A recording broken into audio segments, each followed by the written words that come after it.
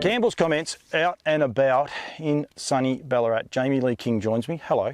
Hello, how are you? Good. We're here at Durham Park. Whereabouts exactly are we? For a lot of people that won't know, a lot of the Kiwis and things won't be aware of exactly where we are. We're in Durham Lead, not far out of Ballarat, in Victoria, obviously. So how far from Ballarat? About 20 minutes. 20 minutes drive out of there. Yeah. A unique part of the world, and we've got a few, I suppose, topics we want to cover off on. Sensationally hilly, surrounded by forest, which has its pluses and has its minuses. But for starters, just the countryside here is just amazing to raise horses on. Yeah, that's right. It has its benefits over winter, but it certainly dries off over the summer. But the horses love it, so we love it. You're surrounded by forest. It was, what, about 5 years ago, unfortunately, there was a fire that came through and pretty much ravished the whole property? Yeah, that's right. It was a couple of years before I got here, but I obviously knew Bruce prior to working for him, so I was involved in all that. But yeah, we've rebuilt the farm from that, and it's probably come up better than it was before. So there's a few scars still, burnt out trees that are dried around the property. You talk to Bruce, there's a lot of scars because I mean where his house used to stand, and like the shed had to be rebuilt, your stable complex and everything had to be rebuilt. You said that it's better. It's so purpose built now, isn't it? So easy in a way to operate this property. Yeah, that's right. Previous to the horses, Bruce had other stock on the farm, and it was probably more suited to them, to what he was running at the time. So we've been able to slowly progress the farm and rebuild to how we would like it. It's still a work in progress. There's still things to do, but we'll keep going with that, and hopefully in a few more years we'll have the farm cherry ripe. You got some beautiful views. We've got these butterflies that have come from nowhere, and they're just flying around everywhere. Everyone's going to be like, what have they done here? But they weren't here when we started, but they have actually come. Laneways, Bruce is very proud of his laneways to make the job easier. You've got great staff that help you, but you probably don't need as many staff as what you normally would, just because of the way that he's laid the property out and purpose-built it. Yeah, over the last few years we've introduced a few extra laneways to help the functioning of the farm, so it becomes probably, we need fewer less people because we're able to move horses from the back of the farm to the front of the farm with ease. So yeah, we've still got a few more laneways to put in up here to access the back of the property, but we're getting there. Yeah. It's a bit of a one-stop shop. Basically you do everything. You serve your mares, get your mares in foals. They pretty much stay here until yearling sales, I suppose, come along.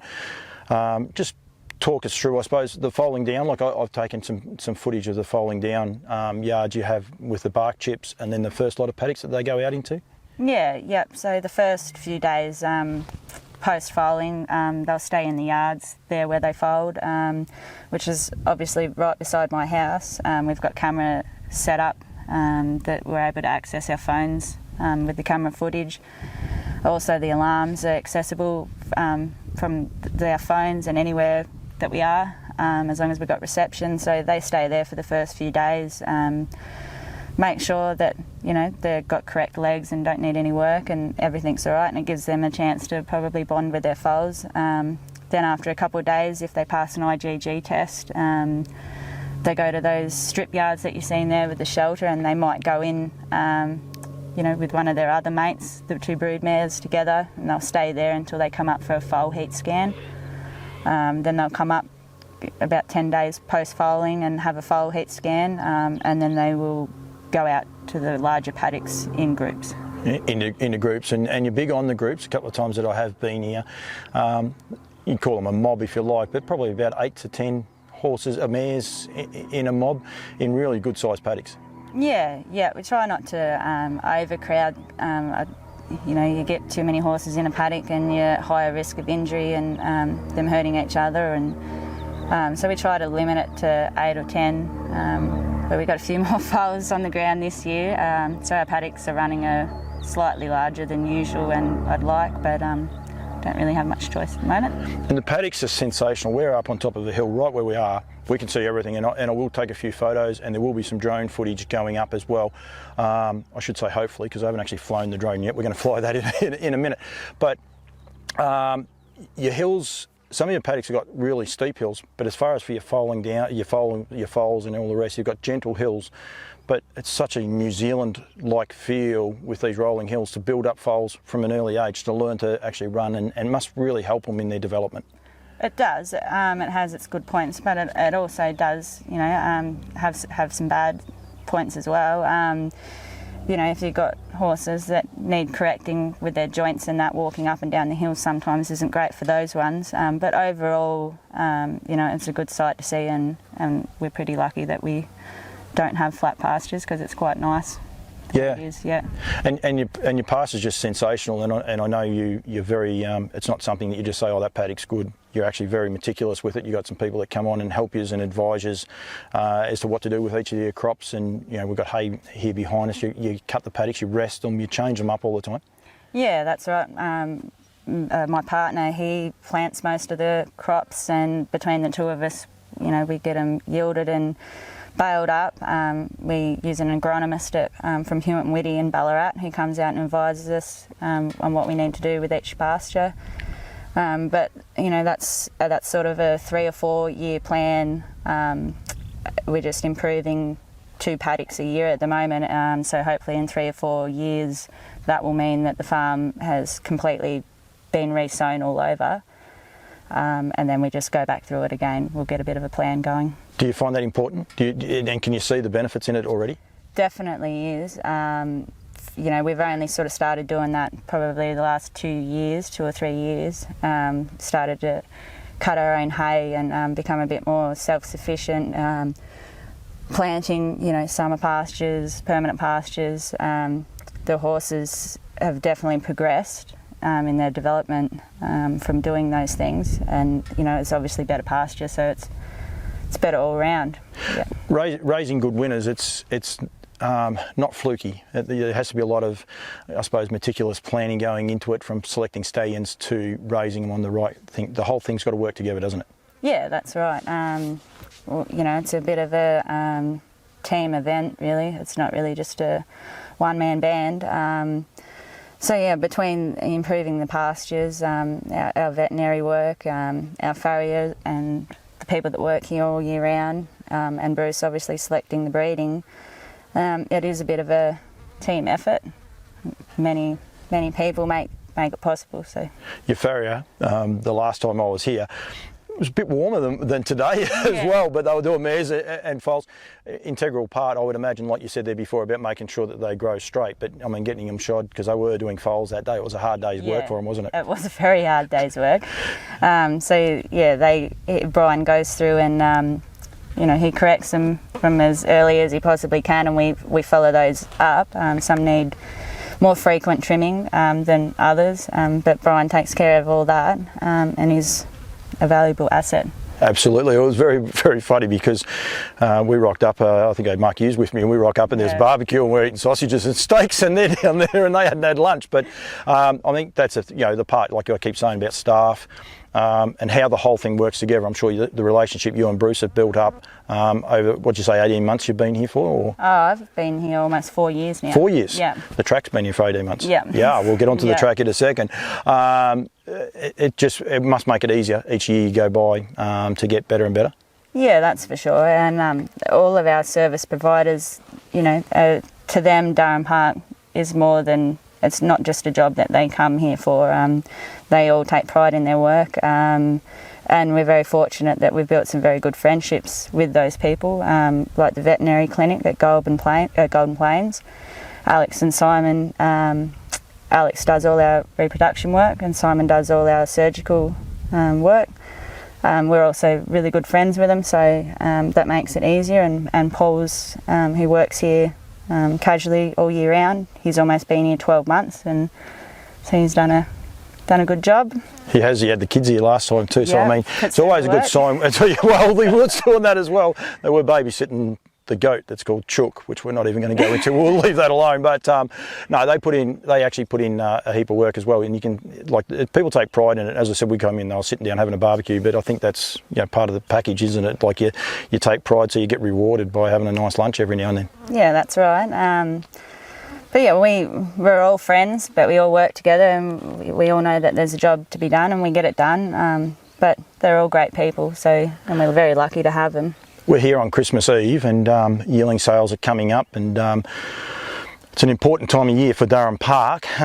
Basically, Bruce constantly says that his horses are always for sale. I think a lot of people don't realise it, but effectively, yearling sales are your grand final time for the year, aren't they? And that's one of the most important times of the year for Durham Park. Yeah, that's right. It's the one day of the year that the farm gets income. So we work all year for this one day, really. Yep, to make it right. I love the way you do your yearlings. They're predominantly out in paddocks. You don't box them a lot. They come in and get boxed, but they spend more time out in the paddocks. You find that really works, and they seem happier horses? I think with the way, everyone does it different, but with the way that they're raised here, as we spoke about, the large pastures and the groups, and that our horses in particular, they fret when they're boxed individually, and if they spend too much time locked up because they're used to all of this. So it definitely goes a long way in keeping them happy that they come in of a morning, have their breakfast, they do the yearling prep, go back out in the afternoon, and they'll get fed in the paddock in the afternoon with their mates. But it goes a long way, I feel, to their future trainability, being able to keep them happy. Your yearling prep, you don't do a lot with them. It's basically paddocking and feeding them and just getting hand walking and teaching them and those things? Yeah, they do a couple of days a week lunging in the round yard, and they'll go on the walker sparingly. Fair bit of hand walking out to the track and around there. But I mean, it's not that we don't necessarily overhandle our horses, but from the day they're born, they're used to a bit of a routine and people being around. So that I always find that that's sort of the easy part is the handling of them. I always find it interesting, people when they do their yearling preps all do them a little bit differently, if you like people do them differently no matter where you are. Some people, they go on a walk the whole time, treadmills and the likes. There's a lot of people like yourselves that don't do too much with them and seem to get the right results. Is it something that Bruce taught you when you started here, or is it just something that you guys have evolved with over the journey? I think, to be fair, I didn't know a lot about the breeding and brood mares and yearling prep when I first started working for Bruce. I had a bit of a game plan of what had been happening at the farm prior to me coming here, but we've sort of just evolved it a little bit based on what we think the horse is like, what's effective and what works and what doesn't work. And that's not to say that what we do is right for everyone. It is right for our farm and our horses, and I find that's the better way to go. Let the horses tell you what's best for them.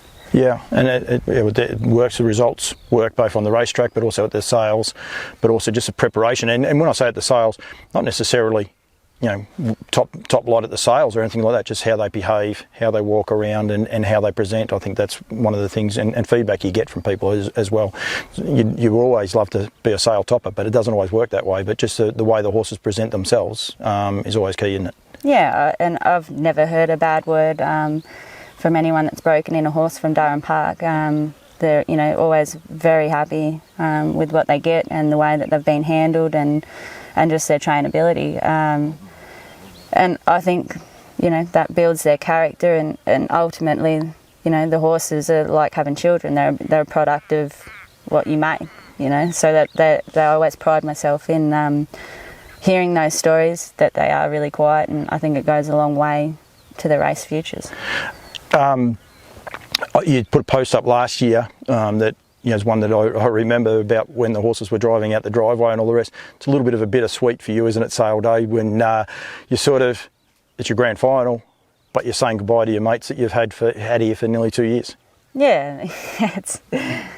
I think I said to you before, it's my least favourite time of the year, but it's got to happen, and we still enjoy following them, and we try to follow them as much as we can. And you can only hope that they go to people that are happy with the product we've made, and they go on to be successful racehorses.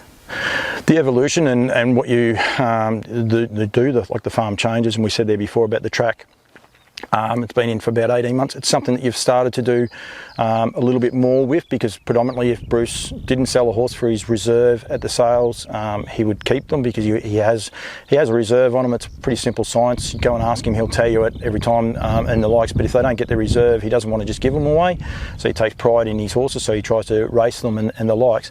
And you've evolved the property here, whereas now you're able to jog horses up, but also freshen horses up, give them a little bit of a change and work them around this very, very unique track. Yeah, it is a unique track that predominantly Bruce, designed, but it's been effective and it's progressed the farm. So, like you've touched on, we can now pre-train our own horses, give horses freshen ups, just to come back home to the paddock in a different environment and the different track scenery.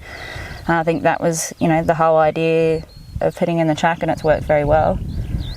So you could just picture Emma and Clayton's. I've been out there a few times. It's very, very busy, but David Aiken's place, flat tracks. To come here, it doesn't matter where they've come from. They're back at home for a start. Yeah. They're in the hills, but then they go around this track that's shade, trees, up, it's down. They actually can't see nearly the next straight because you've got to go around the bend before you see the next straight. It must really smarten and sharpen them up. Yeah, they always seem, they seem to enjoy it when they do come home. I remember when we were bringing Kualoa home, before the Queen of the Pacific, and we were trying to get her in foal, and Clayton sent her back here with her feed from their place, and I jogged her through, here and there throughout that cycle of a breeding program. And she came out and she ran third in a Queen of the Pacific the next week. Yep. And she jogged for, the previous 3 days here and just went back to Emma and Clayton's for fast work, and it's probably the best run that she had during that final campaign. So it definitely has its benefits. That must be great on two fronts. One, seeing that happen, but also the trust that they have to send a horse to you, knowing you're going to work it. I mean, you did work for them, so there's no problems that way. But it's still, it's a big thing from them. It's a big thing from Bruce as well, because she's going around in a Group 1, and to win a Group 1 means a lot. So you want everything to go right. From your personal point of view, you must say that's a nice little fillet. Yeah. It did. It certainly helps that I have that association with Emma and Clayton. I worked for them for quite a few years. But yeah, it is. Yeah. With yearling sales, before we go too far, we don't have a lot further to go. But people want to come out and inspect the horses. This is Christmas Eve. We're doing this, and unfortunately for you, you're still working. But it's you encourage people to come out here and have a look at them. Yeah, definitely. We try to advertise as much as possible for people to come out here and have a look at them on farm, and to see how they're raised, and I think that probably goes a long way for potential owners, and it's the right way to go, probably, having a look at them on farm. As I think it's incredibly important, because with what I've been able to do through raising awareness for sales, I've been to a lot of farms, and you do get to see them probably before they've got that show sheen. When you go to Oaklands Junction and they're all polished up and they look $1 million, they look great, but they're just that natural state. I recommend it to anyone. This year has been the greatest learning experience from my point of view, to the extent that I looked at one horse there today and I was like, what's that one? And then when you told me what it is, I'm like, wow, you can actually see that development in those horses. It's very integral. And you listen to Clayton Tonkin's podcast that I had with him a little while ago. He comes and inspects every horse, and I know why he does now, because you can actually see that development and be able to check them out. Yeah, that's right. Like you say, we polish them up sale day, and just because we have a horse here that might look better than everyone else's horse doesn't mean he's the best. Yep. There could be something else here that might be better than him, but that's the thing, I guess. It's a sort of bit of false advertising when you're polishing them up sale day, but like you said, if you come here and you can see them in their natural state before they have any of that cosmetic work done to them, it definitely gives you a better understanding going forward to the sales. Oh, it does, and I just recommend it, because like you see them, you can see them, one here especially, they're in a mob, so you can see how they actually interact with the other horses and all the rest, albeit they're pretty quiet because they've been in those mobs for a while. The biggest problem you have, again, last time I was here, you almost get raped when you go in, especially with the boys. They're very, very friendly. They're like, oh, there's a human, I'm going to come up and say hello to you, and the likes. But you still do get to actually physically see them and how they interact with other horses as well. And then you can go back and watch them when they get their sales day. I hear lots of stories from people about worrying about certain horses taking them to the sales and they behave themselves so well. And the flip side, the quiet ones that go there and they're like, well, we didn't see this coming. So I think it's exactly right. You get to see both sides of it, don't you? Yeah, that's right. And you guys can't predict that. No, well, that's right. We can't predict what they do down there, but I think, you know, anyone that's interested in coming to the farm, you know, can do so after Christmas, and we always welcome people to come out, and if you want to have a look at them, I recommend it. Yeah, definitely. Durham Park, if you take one more step backwards, you're out of the camera too, miss, just letting you know that one. What is next? I know, you know, the one thing with the main messaging we want to get out from Bruce's point of view is the fact that they are all legitimately for sale, even though he does race horses. A lot of them have reserves on them, but he'll tell you the reserves. He doesn't hide the reserves in any way. But what is next for Durham Park? Just to continue to improve the breed and continue to try and, I suppose, improve the stock, or is there a little bit of a change of goal, perhaps? Well, I think, you know, speaking for myself, you know, our numbers are always increasing. We've got 25 foals on the ground this year, compared to the 21 we've had this year, and going forward, our numbers are set to keep increasing, which is a good sign. I think what I'd like to see from the farm is more people coming out and looking at these horses, and, you know, potentially buying some privately as weanlings. Because you did that, and it's quite a funny thing, and I'm glad you brought that up. You actually did that, and everyone's like, oh, what's going on here? Like, everyone sort of smelt a rat. There's something sinister. But there was nothing sinister in it. It was just a way for instead of having your grand final on one day, that's right, just try and stretch it out and be able to move some of this quality stock on earlier. Yeah, that's right. I mean, when you're getting up, you know, sort of the 25 to 30 foals, you know, it's very difficult to sell that many at one or two sales at the best of times, you know, with the lack of buyers sometimes.